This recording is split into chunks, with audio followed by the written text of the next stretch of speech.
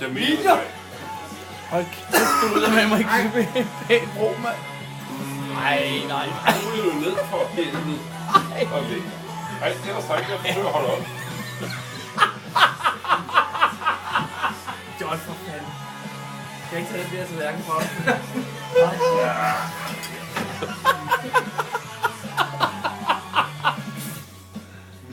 Prøv at rejse op.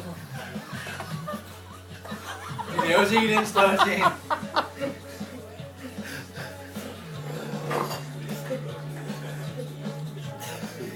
Det er lige til YouTube, vi har. Jeg kigger i hvert fald efter. Jeg er ikke sikker på, at der ligger noget i min bukseben. Ja.